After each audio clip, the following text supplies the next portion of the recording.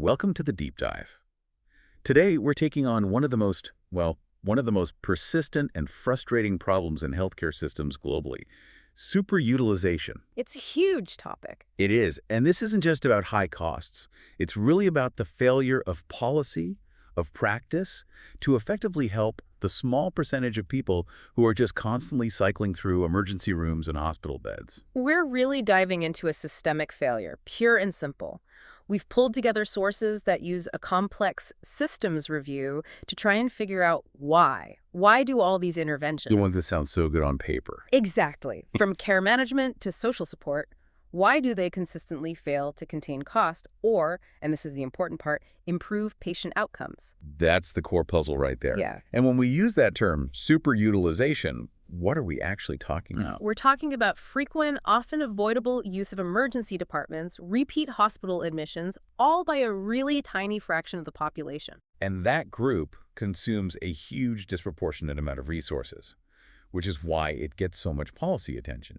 It's all about the financial burden. And that's exactly where the problem starts. The whole mission here is to uncover why these common solutions, integrated care, intensive case management, why they report such limited success. Right. The overwhelming conclusion from a critical analysis is this.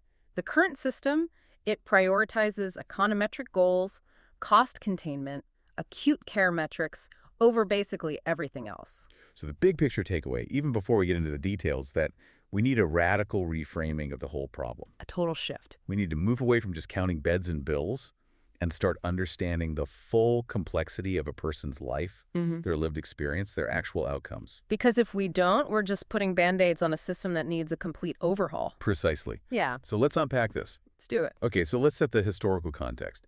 When did this group of patients stop being just, a fact of medicine and become the superutilization problem, a specific thing to be targeted?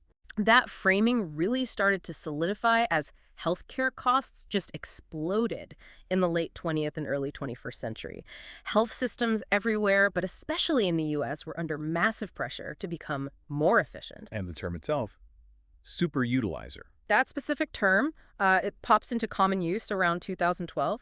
It was a way to categorize patients who are generating these really high acute care costs. And this was happening alongside that big conceptual shift driven by the triple aim, right? Which was all about improving care, improving population health, but also critically reducing per capita costs. Right, and the triple aim set the stage, but the policy that really gave that cost reduction goal its teeth. What was that? That would be the pivotal U.S. policy. The Hospital Readmissions Reduction Program, or HRRP, it launched in 2012. And this wasn't just a recommendation. Oh, no, this was an enforcement mechanism. Yeah. The HRRP explicitly tied money, economic efficiency, to quality improvement, and it used these really high visibility benchmarks like unplanned readmissions and ED visits. And the key mechanism there, the thing that really drove the behavior, was the penalty system, wasn't it? Absolutely. Hospitals faced, and they still do, these big financial penalties if their readmission rates went over a certain benchmark in like a 30-day window. So that forces a system to focus almost obsessively on those utilization metrics. It creates this powerful, immediate financial reason to keep people out of the hospital right after they've been discharged. It's structural change, but it's driven by economics, and it uses utilization as the main proxy for quality. And that intense focus, that pressure, it led directly to the rise of what we now call hotspotting. Yes. The hotspotting approach, which was really popularized by the Camden Coalition in the early 2010s, it was a direct response. It was a way to use data to locate these patients with just outsized utilization and then send in the teams. And deploy these highly targeted, often socially focused interventions. We also see the language start to change, right? Around 2015, 2016, we start hearing less about superutilizers and more about high need, high cost, or HNHC patients. Right. That was an attempt to make the term a bit more descriptive, maybe less judgmental than superutilizer or frequent flyer. But the underlying driver didn't change. Not at all. Whether you call them HNHC, repeat admitters, or high users, they're still viewed primarily through the lens of the financial burden they represent. And that economic framing dictates everything. It dictates the metrics we choose to measure success. Which is a perfect segue to our next section. Yeah. The dominance of those very metrics and the real dangers of linear thinking in a system that is anything but linear. This is really the heart of the critique. When you look at the research literature on this, the focus is just overwhelmingly narrow. Our review found that utilization metrics, hospitalizations, readmissions, how often someone goes to the ED, they dominate. They appear in up to 98% of recent records. 98%. I mean, that's basically universal. We're tracking almost nothing else. It's all we're tracking. So if 98% of the research is looking at acute use, what are we missing? What's in that other 2%? We're missing the human element, patient-centered metrics, things that capture quality of life, functional status, whether social needs were met, a person's actual lived experience. They were just comparatively marginalized. They only showed up in about 8 to 25% of the literature. Wow. So we are spending billions of dollars and countless research hours on this group of people, and the data confirms we are barely even measuring if their lives are actually getting any better. We're just measuring if they stop showing up at the hospital. That's the complexity blind spot. It is. The policy framing treats the healthcare system like a simple machine. You input an intervention like case management, and you expect an output like fewer readmissions. But healthcare isn't a simple machine. It's a complex system. Okay, let's break that down for a minute, because terms like nonlinearity or path dependence, they can sound a little academic if you're not in this world, but they're absolutely crucial for understanding why these programs keep failing. Think of it this way. In a linear system, if you push something twice as hard, it goes twice as far. Simple. In a complex system, like the weather or like healthcare, a tiny change in one place can lead to a huge, totally unpredictable outcome somewhere else. Right. And what's more, high-frequent use, what we call super-utilization, it's not some kind of deviation from the norm. It's actually the expected pattern. Because of the Pareto distribution, the Yep. 80-20 rule. Exactly. Yeah. The 80-20 rule. In any large system, a small percentage of users will account for a huge percentage of the activity. So trying to correct this with simple add-on interventions is, well, it's like trying to fix a hurricane by asking the clouds to behave better. It just doesn't work. And what about path dependence? How does that fit in? Path dependence means that your current situation is heavily, heavily determined by everything that came before. Every choice, every trauma, every missed opportunity in your past. So a patient's whole life trajectory. Their entire trajectory. If that involves decades of housing instability, food insecurity, fragmented care, you can't just expect a 6-week case management program to erase that. The intervention might treat the immediate problem, but the deep foundational instability is still there. And the evidence really bears this out. We have systematic reviews that look across all these different interventions, and what's the bottom line? The bottom line is they consistently report small to moderate effects on utilization and almost no impact on overall costs.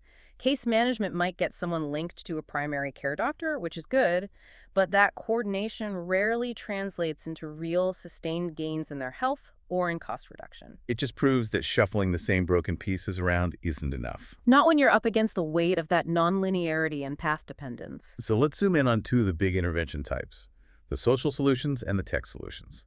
Starting with hotspotting. I mean, this was the great hope, right? It was meant to be person-centric, address housing, food, get to the real social determinants. But the results were a frustrating paradox.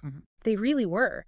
These models, hotspotting and what are called deep-end practices, they were very successful at building trust, at understanding a patient's life. But when you looked at the hard data, they just did not demonstrate big improvements in utilization metrics. Or even in the non-economic stuff, like quality of life. Or quality of life, exactly. So what's the disconnect? If you're helping people with their social needs, why aren't the hospital visits dropping? Because these programs were designed as an overlay, a patch, on top of a fundamentally broken system. You can solve someone's temporary housing crisis, but if their community structure is still fragile, if there's no access to mental health services, if they don't have consistent primary care, the crisis just pops up again somewhere else. The system's inertia is just too powerful. And there was that one secondary analysis of the Camden Coalition trial that was so telling about who actually benefits from these models. Yes, that was a critical finding. It suggested that the people who benefited most were the ones who had comparatively less disrupted lives. They were stable enough to actually engage with the program. So the people with the deepest problems. The most highly disadvantaged, the ones who were frequently homeless, dealing with severe mental health challenges. They struggled to even participate, and so they got the least benefit. That is just a devastating finding. It means the very people who need the most radical change are the hardest to reach. And our current models might only be helping the, quote, easier part of this population. It makes you question the whole foundation of how we design these programs. Are we building systems to help the most vulnerable, or are we building systems that only work for people who are already resilient enough to navigate them? Okay, so let's flip to the counterpoint. Where in all this research do we see the clearest, most consistent economic signal? It wasn't social programs, No, it was technology. specifically. Specifically remote patient monitoring, or RPM, and telehealth. Across a number of robust analyses, RPM consistently shows measurable and often cost-effective success in reducing downstream utilization. For listeners who maybe haven't come across RPM, what is it actually doing that makes it work? So RPM gives patients devices to monitor their own vital signs, blood pressure, weight, heart rate, and that data gets sent in real time to a clinical team. It shifts care from being reactive to being proactive. So instead of waiting for a crisis, Exactly. Instead of waiting until a heart failure patient gains 5 pounds of fluid and shows up in the ED unable to breathe, the RPM system flags the nurse after the first 2 pounds. The clinician can then call them, adjust their medication, give some advice, and stop the crisis before it ever happens. so the value is all in that prevention, that early intervention. Yeah, You're avoiding the huge cost of the hospital admission. precisely. It leads to fewer hospital admissions, some reduction in ED visits, especially for chronic conditions like heart failure, hypertension, things like that. From a purely economic perspective, that avoided cost is the clearest win in the literature. What about the newer, shinier tech like AI and chatbots? Are they bending the cost curve yet? Not yet. At least not with the same level of proof. The health economic evidence for AI is still really immature. We just don't have the rigorous trials that link, say, a chatbot to demonstrably fewer readmissions and real cost effectiveness. The economic signal just isn't there yet in the way it is for RPM. This whole analysis forces a shift in perspective, which brings us to our last section. If the traditional models aren't working, and tech only works for specific things, we have to look deeper. The review suggests we need to start seeing the frequent user as a system inefficiency and start seeing them as a sign of profound systemic vulnerability. That's the real shift. Super-utilization isn't just some operational failure, it's a reflection of vulnerability at every level. Biological, psychological, social, even political. The biggest predictors aren't just clinical diagnoses. They include things like self-perceived health, fragmented access to care, and crucially, community-level factors like neighborhood safety and poverty rates. Which connects back to that core idea of systemic resilience, the ability of a human system to bounce back after a disturbance. And when someone is a super-utilizer, it's a giant red flag that their personal and community systems lack that resilience. They can't absorb a shock, a minor illness, losing a job, without falling back on the most expensive centralized resource we have, the hospital. So the real policy goal shouldn't be just reducing their visits. No, It should be restoring their ability to manage their own lives. exactly. And this requires that radical reframing we talked about at the start. We have to shift away from this primary policy focus on econometric containment. How cheap can we make this patient? And move toward a goal of enabling healthier, more stable life trajectories. This is where that idea of distributive justice comes in, which moves the conversation completely beyond just a cost analysis. How does that kind of policy frame change the approach? It changes the entire moral and economic calculus. Under the current cost containment frame, the goal is resource avoidance. How can we save money on this person? Under a distributive justice frame, the goal becomes resource prioritization. Meaning what exactly? Meaning, policy has to prioritize these high-need groups for quality improvement. It has to dedicate resources disproportionately to them, recognizing they need more from the system because of years of disadvantage. It's no longer about reducing a burden. It's about investing in stability and health equity. So you shift the policy goal from how do we stop paying for this person's hospital stay? To how do we build the local care and social services to make sure this person has a truly stable, healthy life in the first place? It sounds like the key is that the intervention has to happen way upstream, not at the emergency room door. Absolutely. Addressing superutilization means strengthening longitudinal local care, empowering families and communities, and proactively tackling those social determinants. It means building robust neighborhood resilience so the crisis doesn't happen, instead of creating these temporary add-on services that only kick in after someone is already in deep trouble. The system has to support life, not just manage illness. You have to strengthen local resilience, not rely on centralized top-down metrics, which, as we've seen, are just inherently biased toward cost and fail to capture what people actually need. This has been a really comprehensive look at a massive policy failure.